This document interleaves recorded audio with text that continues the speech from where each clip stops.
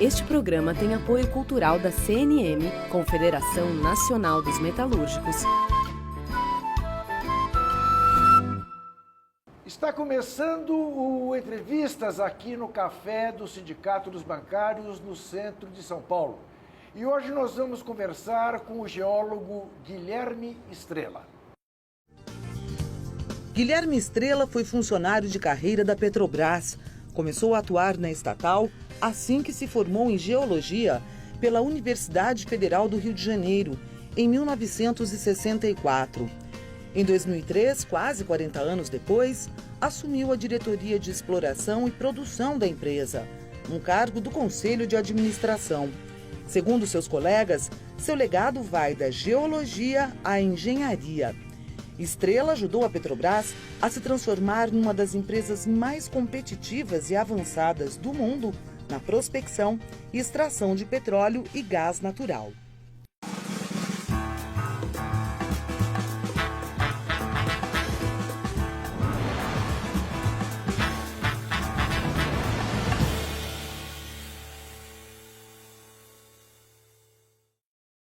Doutor Guilherme Estrela, muitíssimo obrigado pela sua presença. E eu queria começar com uma pergunta que eu detesto ter que fazer. Sim. Mas eu preciso fazer. Pois não.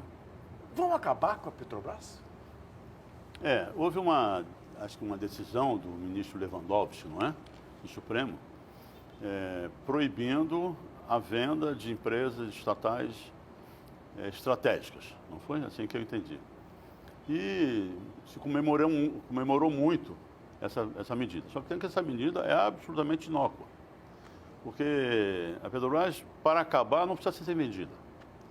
Justamente, o que está se fazendo com a Petrobras é a desagregação do sistema industrial de produção, transporte, refino, distribuição de petróleo, né, que a Petrobras gerenciava. Nós éramos uma empresa integrada de energia, com aquela coisa do poço ao posto, não é mesmo? Então, a gestão desse sistema exige uma competência de gestão empresarial extremamente desenvolvida, né? Mas ele é igual à floresta amazônica, quer dizer, ele se preserva com a sua integridade. A hora que você esquarteja esse sistema, os elos que compõem a corrente de produção do sistema produtivo, eles se espalham, eles perdem a conexão entre um e outro. Então você expõe o sistema todo a fragilidade do seu ponto de vista de sustentação financeira, inclusive econômico-financeira, ao longo da história.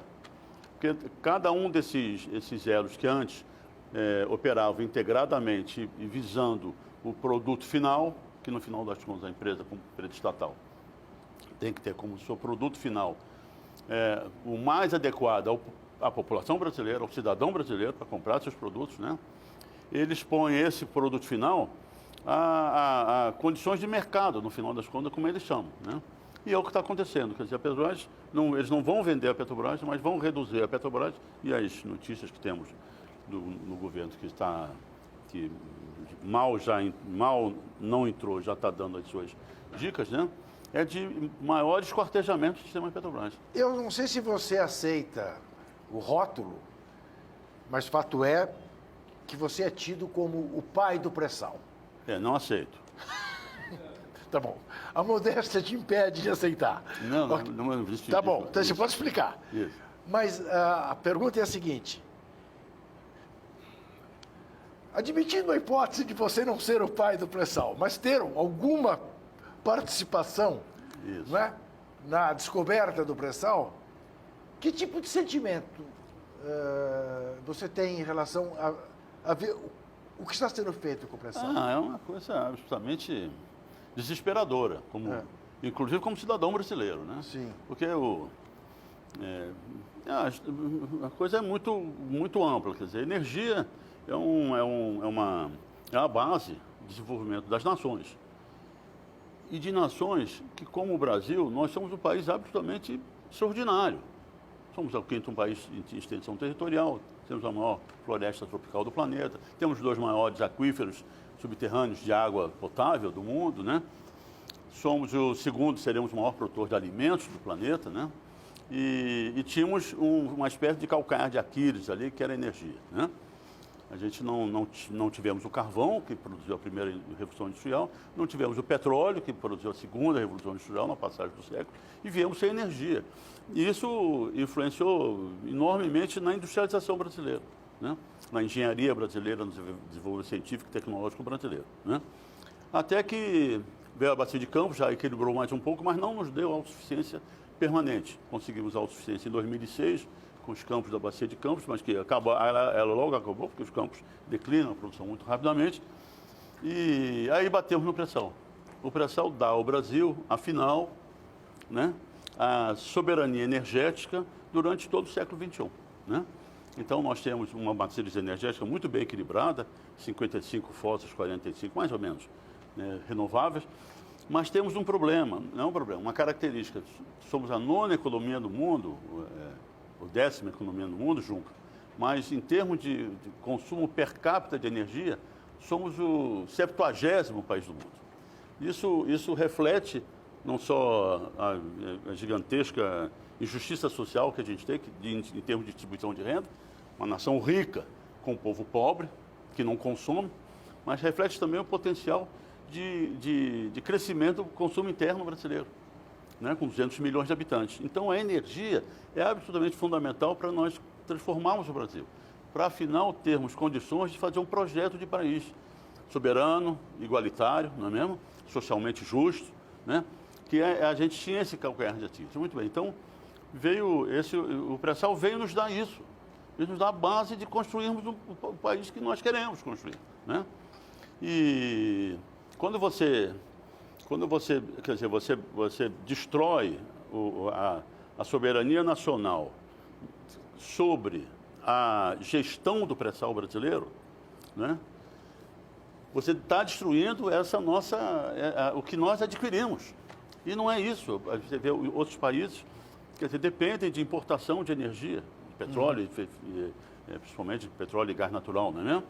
E as descobertas, as grandes reservas, estão na Nigéria, da Shell, por exemplo, estão na Nigéria, estão na Angola, estão no Oriente Médio, essa coisa toda. Nós não, descobrimos a província do pré-sal, o território brasileiro, aqui em São Paulo, em frente ao nosso maior centro industrial brasileiro de consumo de energia, né? Descoberto por brasileiros, né? Pela inteligência brasileira, pela competência de brasileiros, né?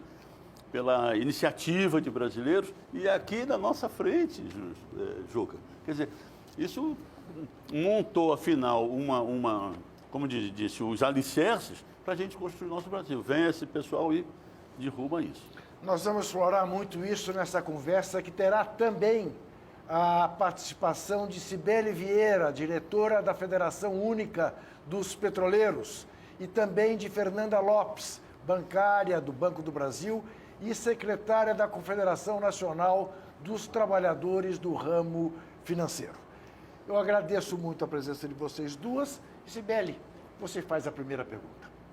Primeiro, obrigado pelo convite, né?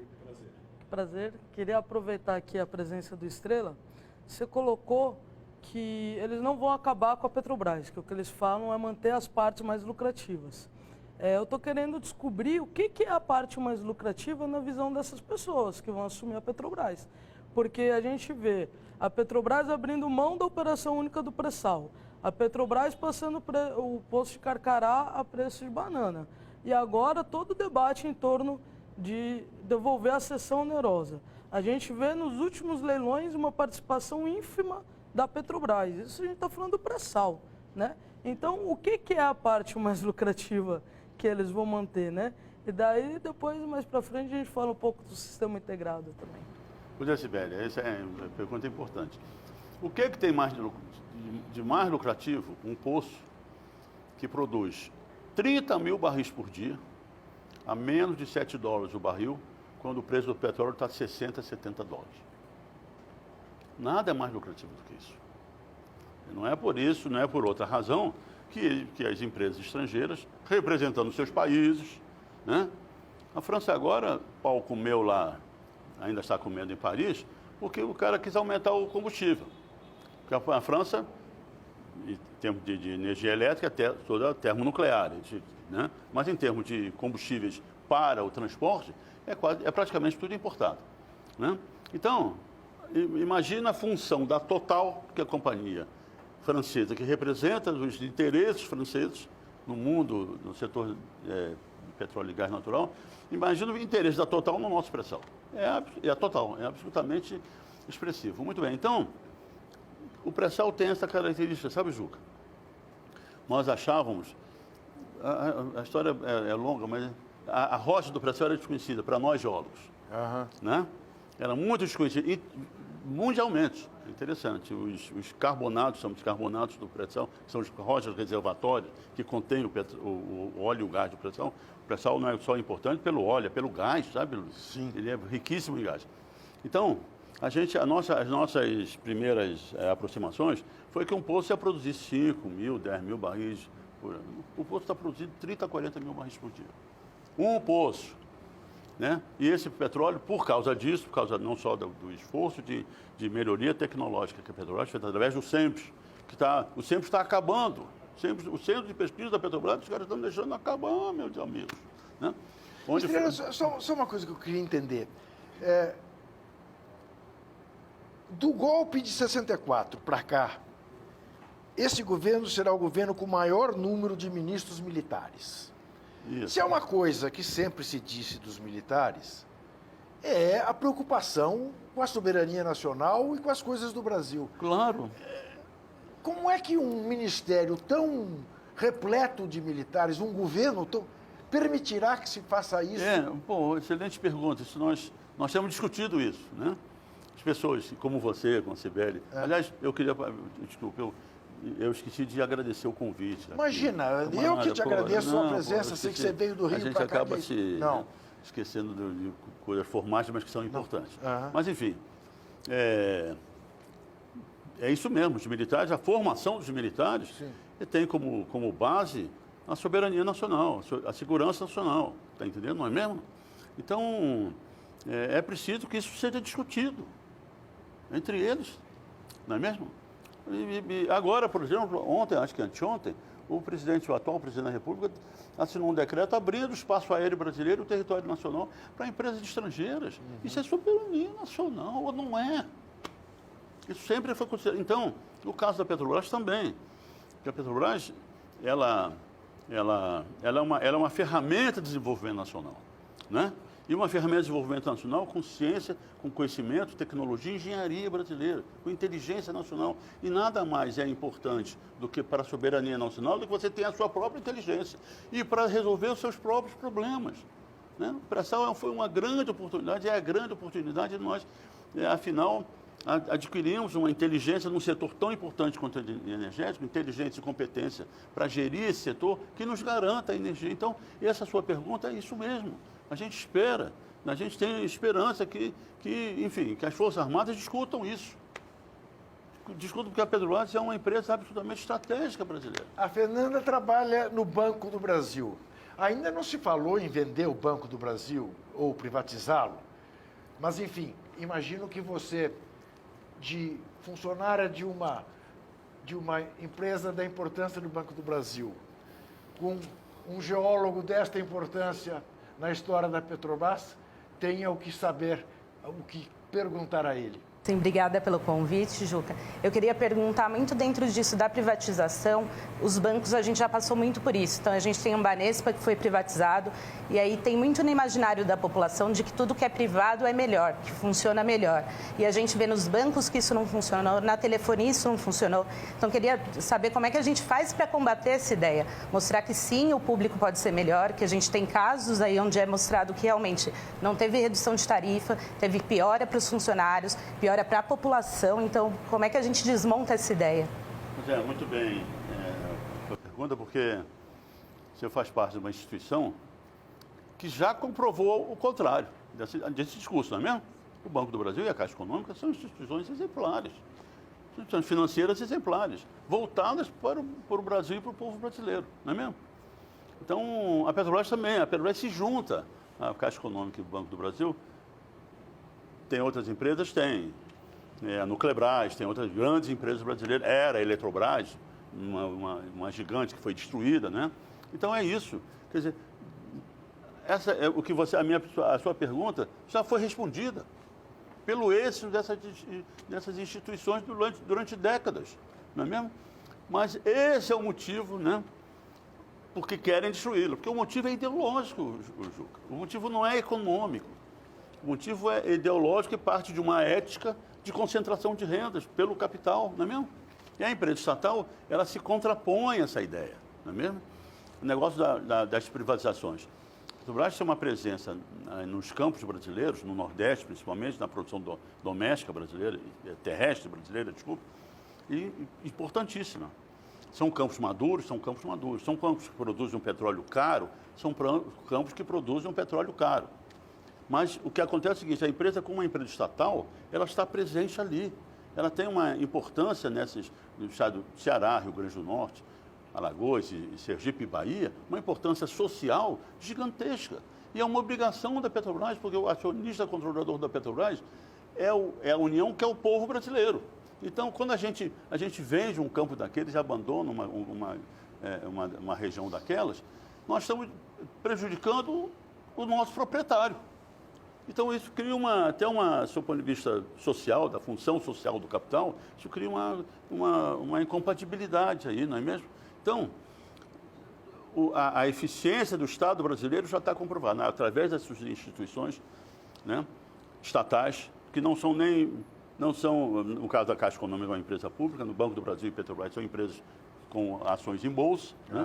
Então, já está comprovado. Acho que podemos incluir a Embraer nesse pacote. Embraer, desculpe, eu esqueci a Embraer, né? Então, isso são coisas já comprovadas, não tá entendendo?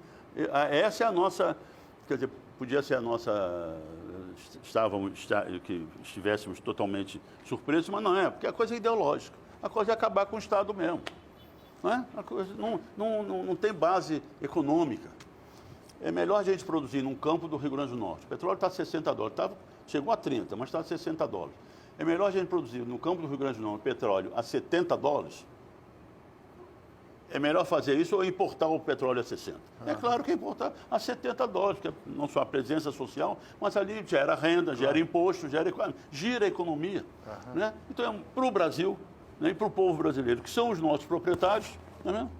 É melhor você produzir mais caro do que importar, dar emprego lá fora, exportar divisas. Não é mesmo? Isso não é claro, sou política econômica, mas a coisa não é econômica, a coisa é ideológica. Claro. No próximo bloco, eu vou querer saber do doutor Estrela, em que medida, de fato, a gente pode ter a certeza de que interesses externos aos interesses do Brasil tem muito a ver com isso desde o impeachment da presidenta Dilma Rousseff. E por quê que eu quero que o doutor Estrela se refira a isto? Porque durante muitos e muitos anos, em que, digamos, a esquerda dizia que o golpe de 64 tinha a ver com o Tio Sam, era negado como coisa de gente maluca, que estava vendo monstros ETs onde não existiam monstros nem ETs. Com o passar dos anos, a história comprovou largamente o quanto os Estados Unidos da América tiveram a ver com o golpe de 64. Na mesma medida, hoje, parece não haver dúvida que tem ou as duas mãos de Tio Sam no que tem acontecido no Brasil. Será mesmo ou será coisa de gente paranoica? A gente já volta.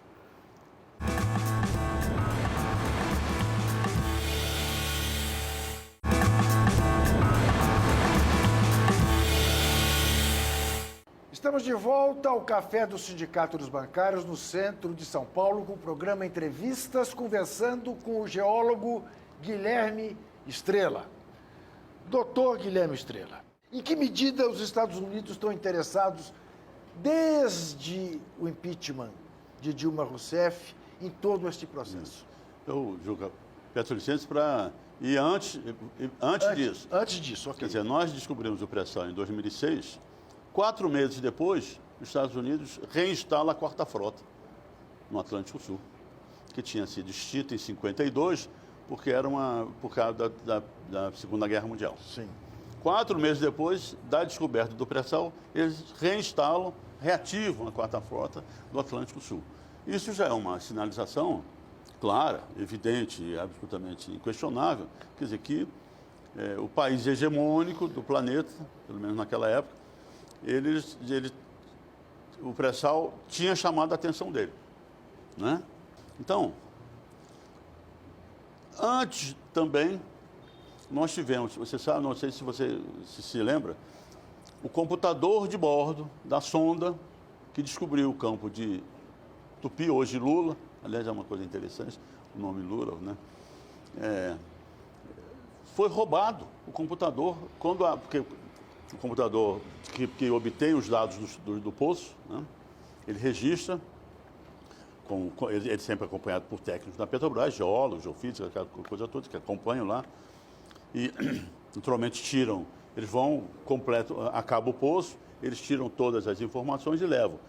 Mas fica alguma coisa no HD do computador lá, eu não sou técnico da área. Aham. Mas o computador foi roubado no Porto do Rio de Janeiro, porque quando a sonda muda para outra locação, eles retiram o trailer, põem no porto, depois reembarcam o trailer. Foi roubado. Nós viemos aqui a Brasília, fomos lá a Brasília, porque havia uma clara, indicação de que interesses outros estrangeiros estavam envolvidos no roubo desse computador. Não é mesmo? Isso foi dado depois como um roubo normal, essa coisa toda, e as coisas passaram. Depois estoura aquela coisa do Wikileaks, né? Com a Petrobras sendo totalmente hackeada, não é mesmo? E, inclusive, da presidência da República. Quer dizer, aquilo é um ato de agressão, sim, não é mesmo? É um ato que, né, é inaceitável, né? Que o telefone da presidência da República seja hackeado por um interesse estrangeiro. Isso é uma coisa... não tem palavras para a gente, né? Muito bem. Então, tudo isso mostra o interesse norte-americano. E nesse ínterim, recebi lá a presença do senhor cônsul-geral norte-americano, do cônsul-geral americano no Rio de Janeiro, que veio conversar, veio com assessores e tudo mais, eu também recebi com assessores, pessoal muito bem educado, um diplomata. E ele vinha falando, não, nós estamos aqui, porque o senhor sabe, os Estados Unidos têm uma indústria de petróleo e gás natural muito desenvolvida, claro, né? E acabou pela lei, eu não sei se já tinha lei, mas estava se discutindo, o fato da Petrobras ser operadora única. Esse é um ponto, Juca, assim, quase central, da Petrobras ser operadora única. E nós estamos aqui, eu estou aqui para conversar com o senhor, porque é um interesse das nossas empresas. E é claro, né? Ele não vai, o cônsul norte-americano não vai lá defender interesses da Total francesa. Claro. E isso é natural, ele está fazendo o papel dele. Claro. Né? E tudo mais, então nós temos interesse de participar na operação, essa coisa toda. E eu disse, olha, senhor cônsul, é o seguinte, está correndo, naquela época, está correndo porque o pré-sal, sabe o jogo, o pré-sal aconteceu na separação entre os dois continentes, Sim. Sul-americano e africano. Então, o que tem aqui tem do outro lado. Como o pré-sal ocorreu ao longo dessa fratura primordial, tem coisas aqui e tem coisas do outro lado. E quando nós descobrimos o pré-sal, claro que Angola, que tem as partes abertas, né? O pessoal foi, imediatamente disse, bom, se tem no Brasil, tem lá. Uhum. E a Exxon faz uma proposta, e naquela época corria no setor petrolífero mundial, que havia conseguido um acordo, eu contando ao cônsul, um acordo com o governo angolano para ser operadora única. O homem Quer dizer, a Exxon pode. O homem ficou meio desconcertado, Sim. como eu disse, muito educadamente. Sim, não? claro. Eu até devia ter convidado ele acabei não convidando para visitar uma sonda nossa, e mudou de assunto, sabe? Sim. Ele mudou de assunto. Mas por quê? Porque a operação única é o seguinte, uma coisa é você construir um automóvel. Vou dar um exemplo que talvez não seja exatamente igual, mas pode ser. E outra coisa, porque um automóvel é conhecido, as tecnologias já estão conhecidas, a coisa toda, não tem problema nenhum. Outra coisa é você, como naquela época, descobrir petróleo a mais de 2.000 metros de lâmina d'água. Sim. Né? Tem a plataforma continental, tem um talude continental e ele está no sopé do talude. O sopé do talude começa a 3.000 metros. Então, em condições naturais extremamente desconhecidas, né? Tratando com rochas desconhecidas, tratando com uma necessidade de perfuração, que são 2.000 metros de espessura de sal. Isso é muito difícil de perfurar, porque o sal se move, cria uma série de dificuldades para o camarada ir com a broca lá, ultrapassar esse sal todo, depois para descobrir o prazer. Então, uma série de desafios sobre conhecimentos científicos básicos, no caso da geociência, e desafios tecnológicos, de engenharia, que se transforma num atrativo. Em desenvolvimento tecnológico, a melhor situação é você trabalhar no limite do conhecimento, porque ali estão as oportunidades. Mas, então, isso tudo significa dizer que, na mesma medida em que a gente sabe o quanto guerras são movidas por questões religiosas, na mesma proporção, guerras são movidas em busca do ouro negro, claro, do petróleo. Agora não é mais preciso que haja um golpe mano-militar para a obtenção de certas riquezas. Se faz de maneira mais sofisticada. É isso? Os Estados Unidos, os interesses... Quando ele reativa a quarta frota, não é muito sofisticado. Isso vai de qualquer maneira... Aí dá um recado claro. Aí que diz, olha, antes de mais nada, nós estamos aqui. Estamos aqui. Mas vamos conversar. É isso? É isso. Né? Ativa a quarta frota, dá o impeachment da Dilma, prende o Lula. É isso.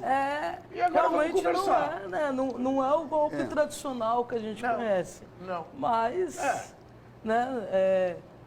quando começou a Lava Jato, muita gente, inclusive depois, até quando veio o impeachment da Dilma, até entre a esquerda, quando a gente falava que um dos centros era petróleo, era o que você falou no começo, teoria da conspiração. Isso, teoria da conspiração. conspiração. Agora, a gente tem mais petróleo que o Iraque. Por que lá não é teoria da conspiração e aqui né? Isso. Então, assim, hoje está ficando cada vez mais consolidado. A gente acabou de levantar a informação de que o preço que a gasolina, o gás de cozinha, o diesel, o preço em geral, que sai de uma refinaria brasileira é 34% menor do que o preço que sai de uma refinaria americana privada lá nos Estados Unidos. Então, o preço brasileiro é mais barato, o preço estatal brasileiro, mesmo depois da subida dos preços, que a gente questiona essa política, continua sendo mais barato do que o privado estrangeiro. O preço que sai da refinaria. Não é o preço que paga na bomba, né? Porque depois tem imposto, distribuição. O que vai acontecer para a população brasileira que já está com essa escalonada de preço, que já tem acidentes voltando a acontecer por conta que a galera voltando a cozinhar em lenha, por não ter mais dinheiro para comprar gás. Quando eles privatizarem, né, que não vão acabar com a Petrobras, mas declaram, tem pelo menos 40% do refino já colocado à venda, se não for ser mais. Mas por que acontece isso? Por que aqui é mais barato que lá? Nós somos melhores tecnologicamente do que eles? Olha, eu não sou da área de refino, mas posso intuir. Né? Quer dizer, as nossas refinarias são nossas, né, há 50 anos, ou mais, né, de 50 anos. Então, aí é que está. A empresa tem uma experiência em refino. Essa experiência... Juca, você só aprende fazendo. Não é mesmo? Isso, né? Mas é só o fazer que lhe dá competência. Isso é uma coisa interessante. Né? E, agora, você tem que acompanhar o fazer por conhecimentos novos. E é isso que a Petrobras sempre fez, né, em todas as suas áreas de atividade. E o SEMPS está aí, fui superintendente do SEMPS há muitos anos, está aí para comprovar isso. Estava aí, pelo menos, para comprovar isso. Então, a gente colocava o SEMPS junto da nossa operação. Então, a empresa, ao longo dos 50 anos, já fez 60 anos agora, né? E de operação, ela adquire essa experiência. E adquire a experiência para um mercado que também é só nosso. Isso dá uma competência de atendimento e de eficiência operacional, isso é importantíssimo, que você, no mercado aberto, que é uma verdadeira colcha de retalhos, você acaba não adquirindo ao longo do tempo. Essa é uma vantagem da presença do Estado, porque, não é mesmo? Porque ele acumula experiência. Tá. De uma série. Então, eu acho que é por isso que nós não somos novatos, nós não somos, está entendendo? Nós temos uma experiência e de mercado, quer dizer, nós temos, a Petrobras acompanha, pelo menos acompanhava o mercado para suprir o mercado com as suas necessidades. Isso transformava. E também tem o seguinte, quer dizer, o conjunto de refinarias era muito eficiente. Está entendendo? Fernanda. Na verdade, eu concordo com a questão de que é muito ideológico, né? Porque a gente, quando fala de um Banco do Brasil, da Caixa, é onde a gente transita muito da agricultura familiar. Na Caixa você tem o financiamento habitacional, então eu vejo muita relação com isso do ataque da Petrobras. É um ataque direto à população mais carente, é um ataque direto ao país mesmo. Como é que vai ser isso para essa juventude que está começando? Como é que vai ser para todos os trabalhadores? Pois é, Fernanda, quer dizer, eu respondo como cidadão, né? Quer dizer, o que a gente está vendo é um ataque sistêmico. Não é só um ataque sobre a presença do Estado, essa coisa toda. É um ataque sistêmico, é um ataque no trabalho. É um ataque na remuneração do trabalho. É um ataque nas políticas públicas de melhoria do cidadão brasileiro, do povo brasileiro, né? Então, esse ataque está sistêmico.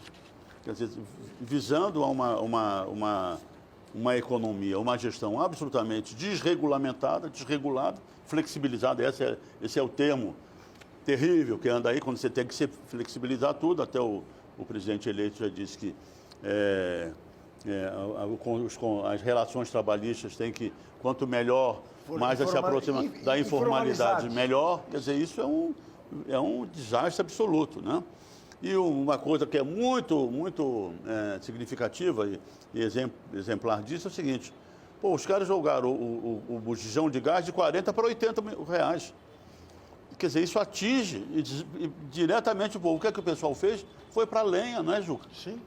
1,5 milhão de lares, sei lá, mais, voltaram para a lenha. Quer dizer, o menino, Fernanda, esse menino talvez seja criado como eu fui criado.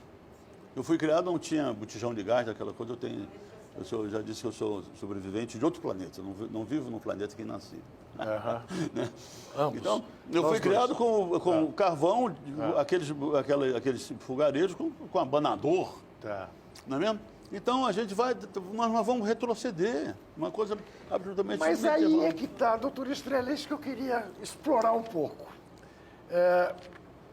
Porque toda esta argumentação, digamos, nacionalista, em defesa da Petrobras, é taxada por esses neoliberais, que cada vez mais se tornam, a meu ver, neoboçais.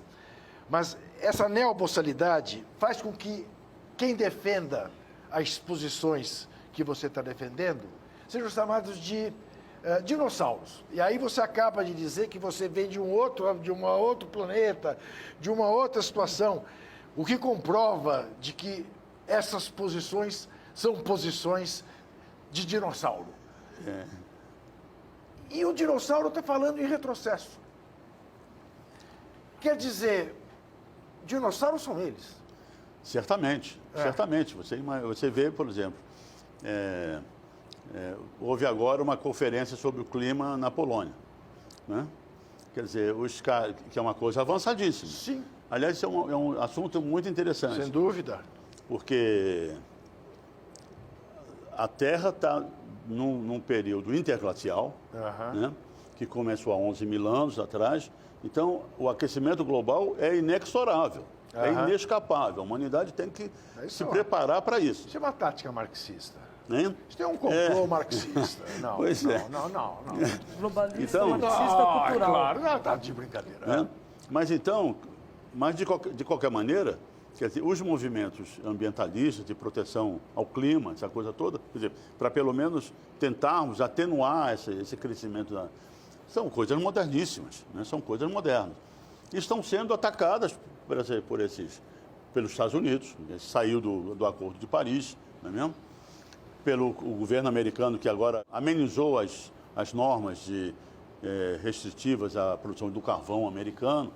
Então, na verdade, a partir do momento que você destrói a relação trabalhista, você volta quase para a escravatura. Sim.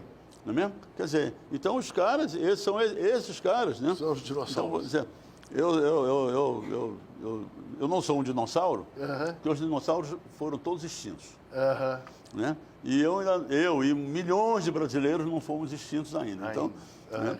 Então, mas esses caras estão com proposições que efetivamente são proposições que retroagem o Brasil às condições econômicas e sociais, caramba, de quase escravatura em relação ao trabalhador brasileiro e de dependência. Esse que é o problema. Quer dizer, a dependência, a inteligência, a tecnologia, né? Estão atacando a universidade brasileira, não é mesmo? Enfim, eles estão atacando as bases da nacionalidade, do mínimo de soberania que um país desse. E o país não é um país comum, não é, Juca? Doutor Estrela, eu no próximo bloco, eu vou querer que você comece por uma provocação que você não aceitou, mas sobre a qual você acabou não falando logo no começo do nosso papo, sobre ser ou não ser o pai do pré-sal. Pois é. Qual é a minha curiosidade? Como é que alguém pode achar que tem petróleo a 7 mil metros, a 7 quilômetros? Pense você. 7 quilômetros é uma caminhada de 50 minutos, pelo menos no meu ritmo. 7 quilômetros, alguém achar que vai ter ouro negro lá embaixo. No próximo bloco eu quero que você explique isso. Até já.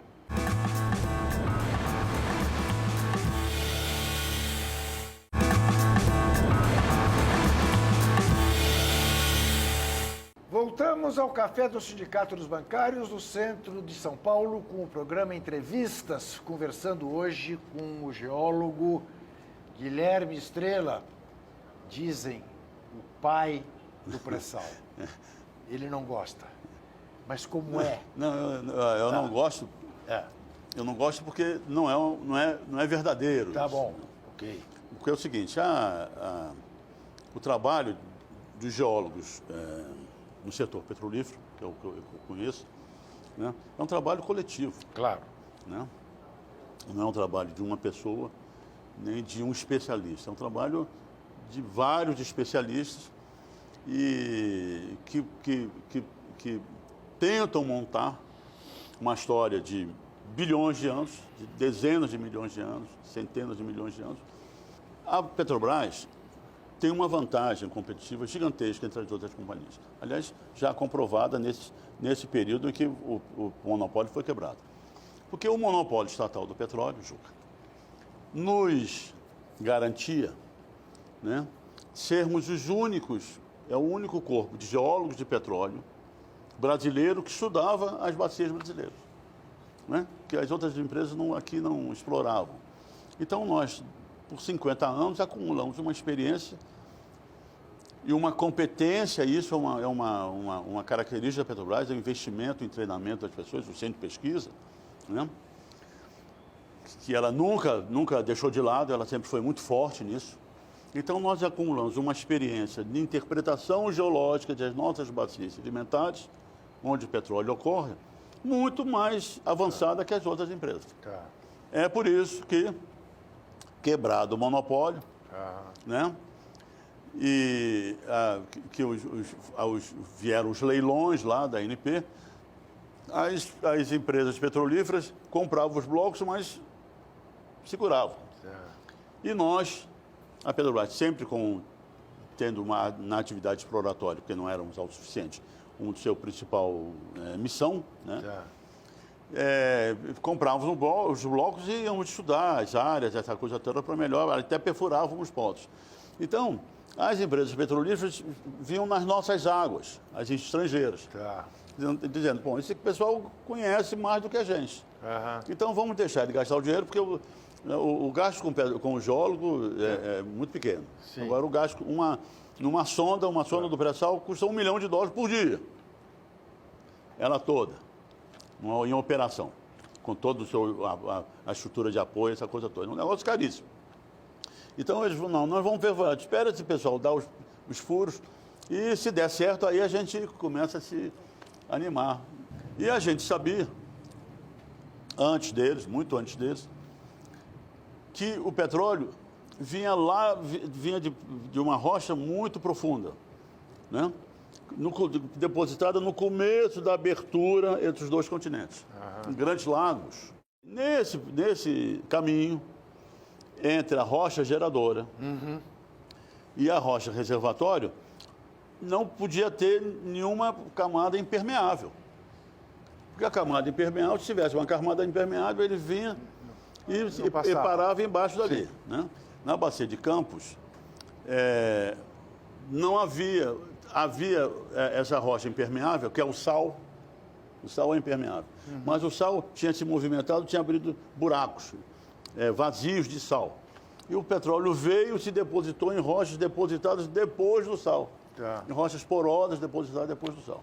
Qual era a diferença entre a bacia de Campos e a bacia de Santos? Na bacia de Santos, o sal não se movimentou. Ficou lá com os 2.000 metros de espessura. Porque quando ele se movimenta para o lado, forma uma grande estrutura, e aqueles 2.000 metros para alimentar as grandes estruturas do lado, vai se diminuindo até que acaba.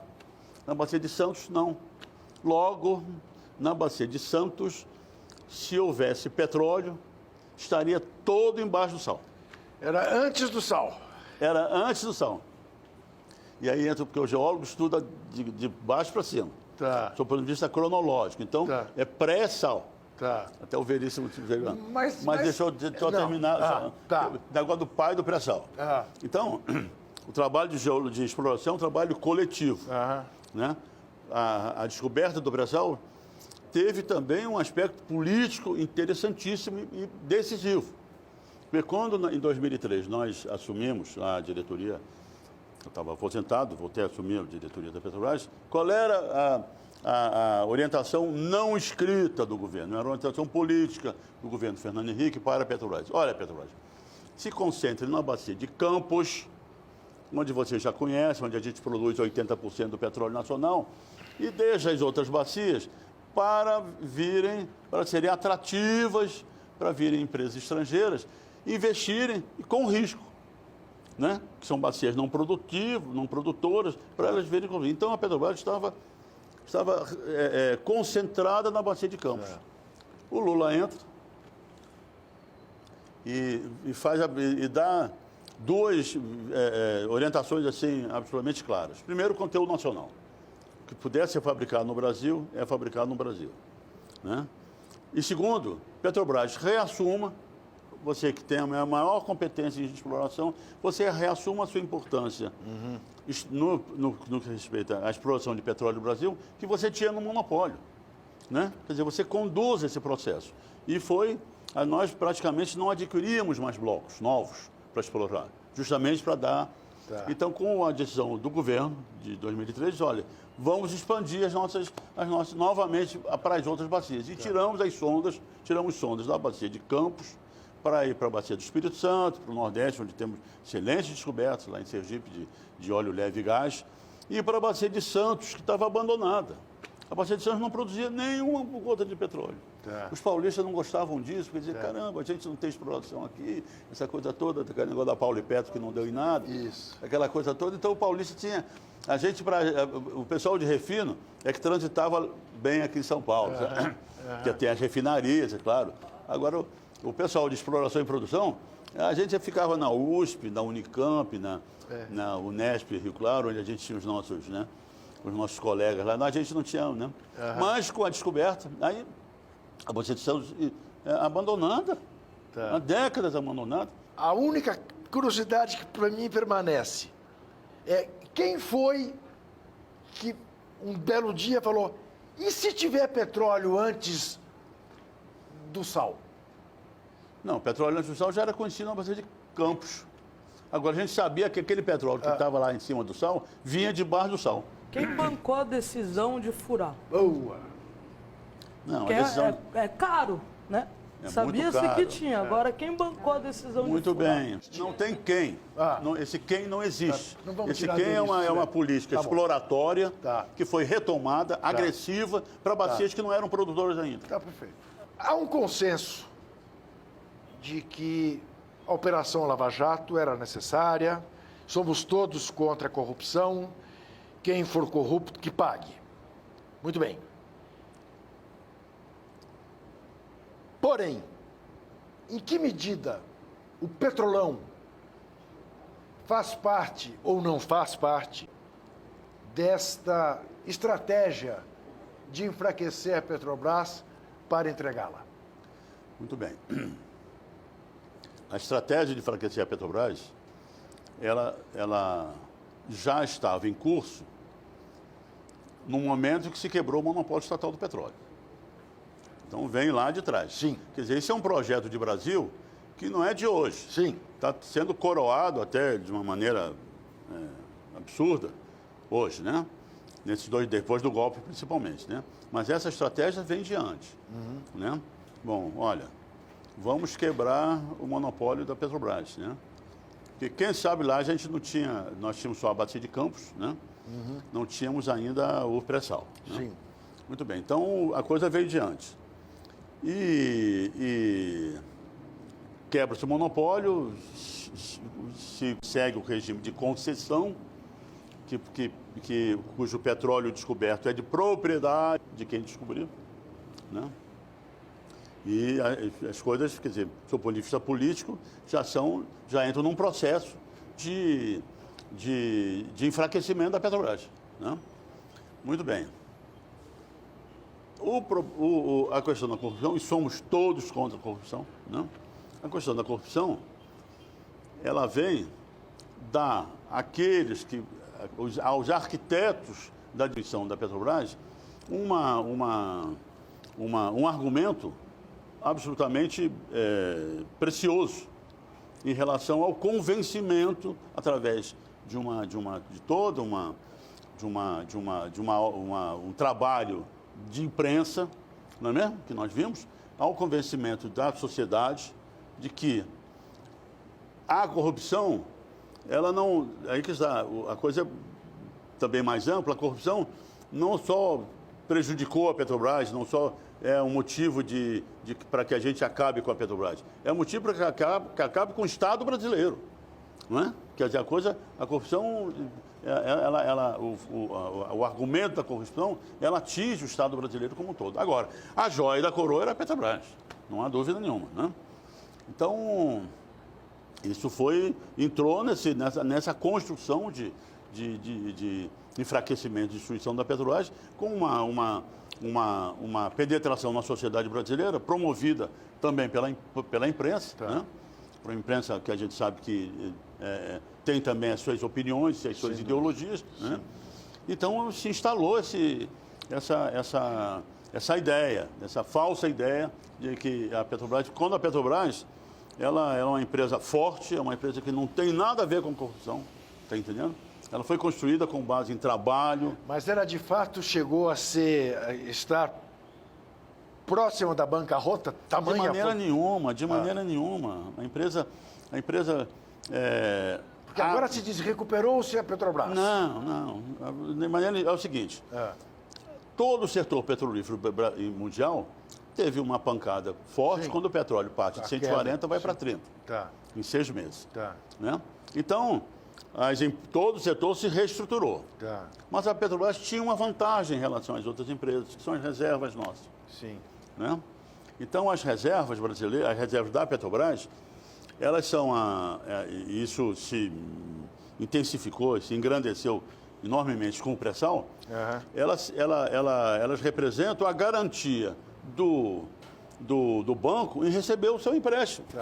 Por quanto tempo mais, doutor Estrela, por quanto tempo mais o petróleo será vital para a humanidade? Eu diria... Porque se sabe, dos malefícios ambientais e tudo mais. Pois é. já é um negócio. O aquecimento global é um fenômeno geológico inexorável e inescapável. Então, depois da primeira Revolução Industrial, a curva de aumento de temperatura aumentou um pouco, mas não é uma coisa que seja decisiva. Sim. Né? Essas coisas ainda cientificamente estão em discussão. Muito bem. Hoje, os combustíveis fósseis para a humanidade, eles estão entre 60% e 70%, botando carvão. Petróleo e gás natural está em 50% por aí. Né? Então, você não troca toda uma estrutura de produção no mundo inteiro, nos grandes países industrialmente desenvolvidos, você não troca do dia para a noite. Né? A gente está vendo, e aí eu repito, a matriz brasileira, a matriz energética, é a mais equilibrada do mundo. E nós somos dos povos que consumimos menos energia per capita do mundo. Né? Então, nós não podemos achar que não devemos agora, como muita gente diz, de não produzirmos nosso petróleo e gás natural. Né? Quando a nossa contribuição para os gases de efeito estufa é mínima em relação aos Estados Unidos e aos grandes países industrializados no mundo. Então, isso não pode ser um impedimento do nosso desenvolvimento.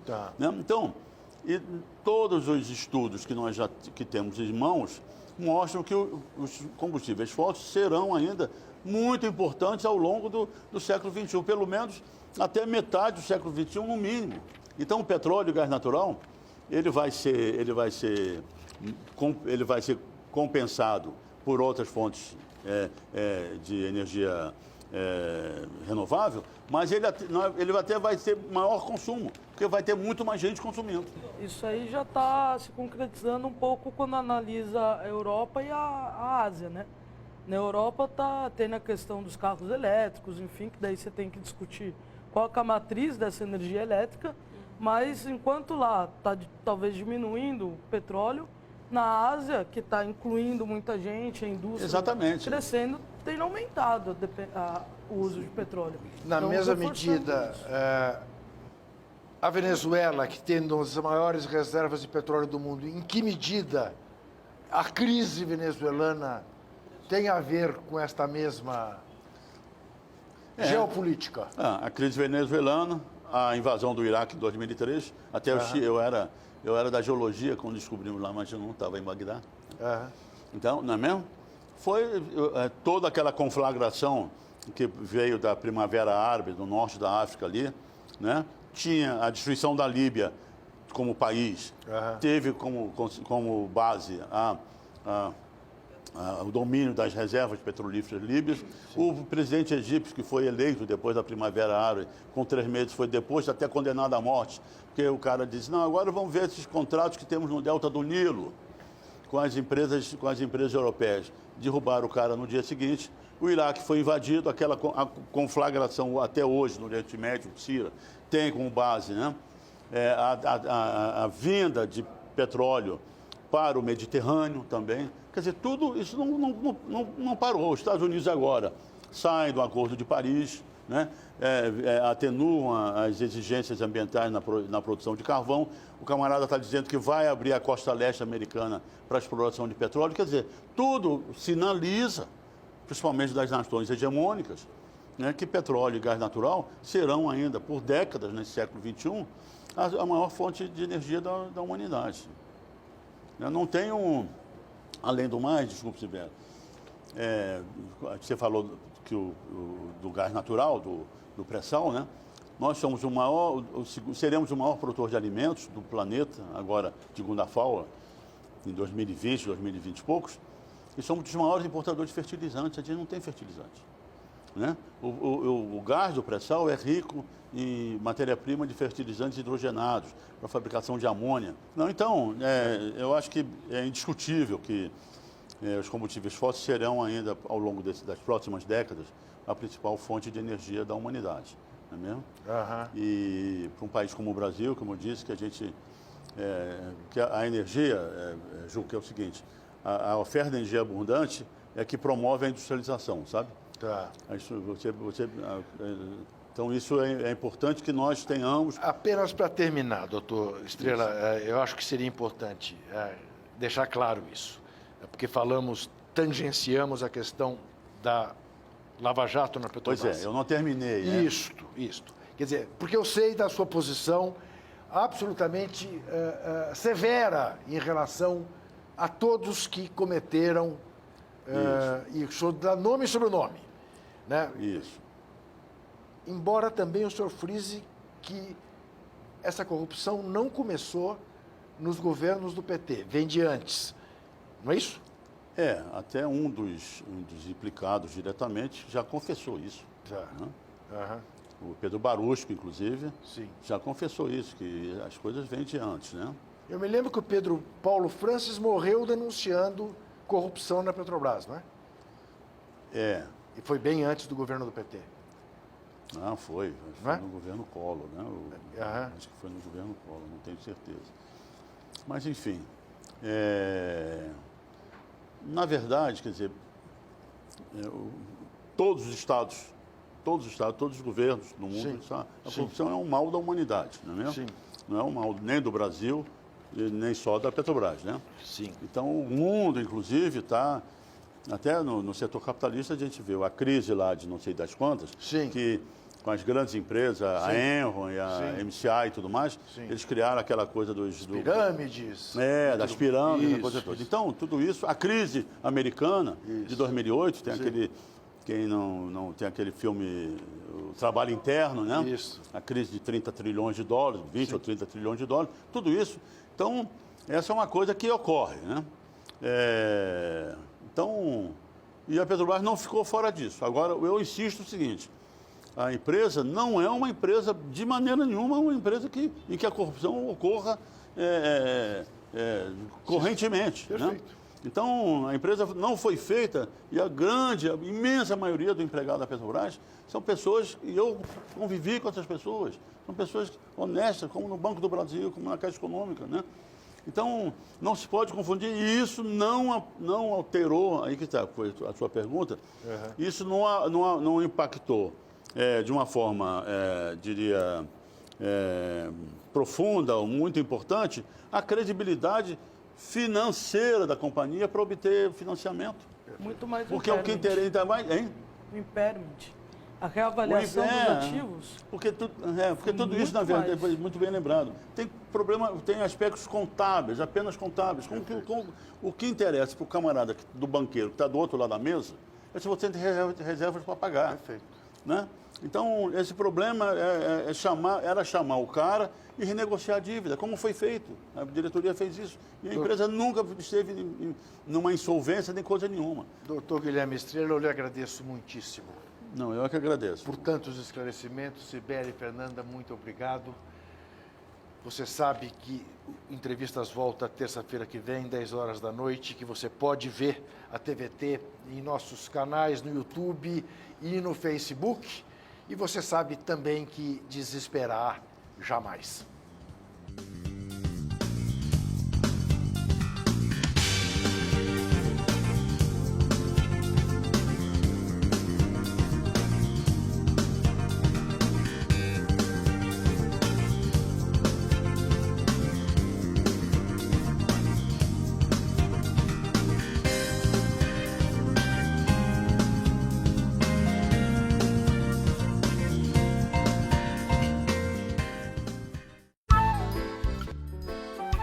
Este programa tem apoio cultural da CNM, Confederação Nacional dos Metalúrgicos,